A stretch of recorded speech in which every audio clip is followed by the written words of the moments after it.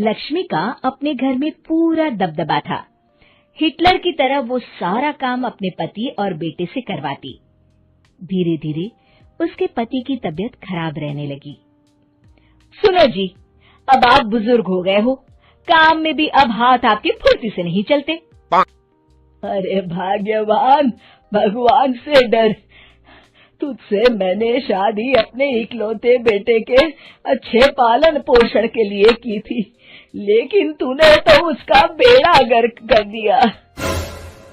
मैंने क्या किया?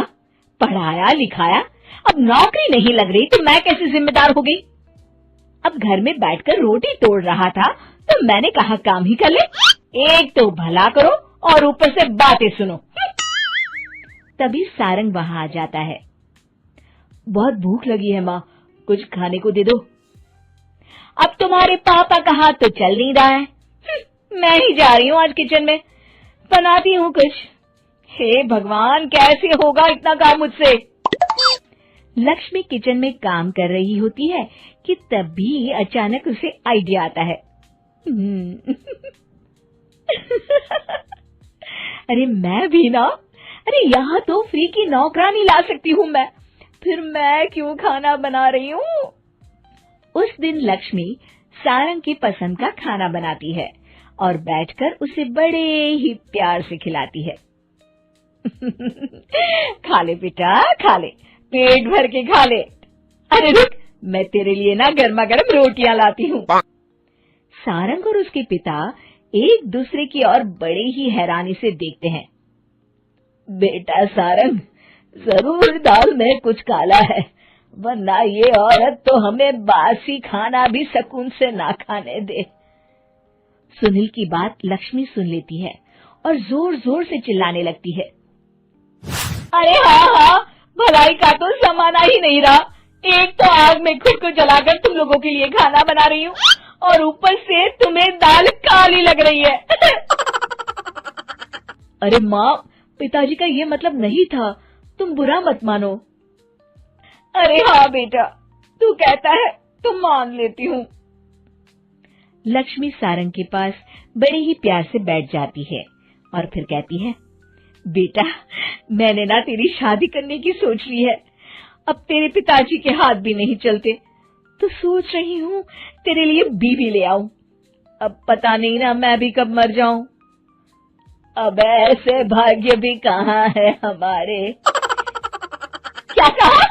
अरे हाँ, तुम तो चाहते ही हो कि मैं मर जाऊं, लेकिन मैं अपनी प्यारी बहू का चेहरा देखे बिना नहीं मरूंगी। हाँ माँ, शादी तो मैं कर लूं, लेकिन मैं नौकरी नहीं करता, फिर कोई क्यों देगा मुझे अपनी बेटी?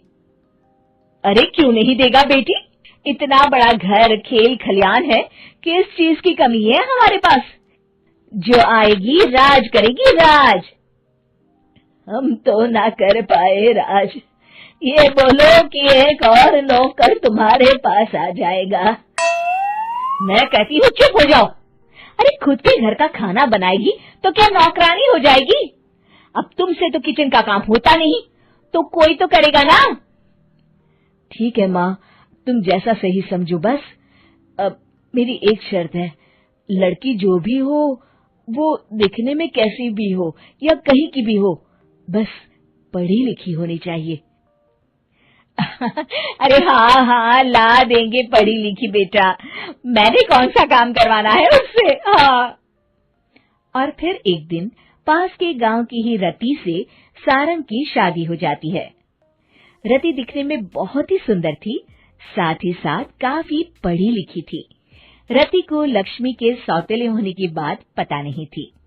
शुरू में जब रति ने सारंग को घर का काम करते देखा तो हैरान रह गई। अरे ये तो अच्छी बात है कि आप घर का काम करते हैं, लेकिन मैं तो घर में ही हूँ ना, आप क्यों कर रहे हैं जी? जाइए आप नौकरी के लिए अप्लाई कीजिए ना। तभी लक्ष्मी वहां आ जाती है। अरे रति बहू, करने दे उसे काम। और हाँ, मेरे घर के कुछ नियम है, कायदे हैं, यहाँ बीच में ना ही बोलो तो तुम्हारे लिए अच्छा होगा। रति को लक्ष्मी की बात कुछ अजीब सी लगती है। वो समझ नहीं पाती है कि वो ऐसा व्यवहार क्यों कर रही है, लेकिन उसे लक्ष्मी के सौतेले होने के बारे में कुछ पता नहीं चलता है। फिर एक दिन तो हद ही हो जाती है।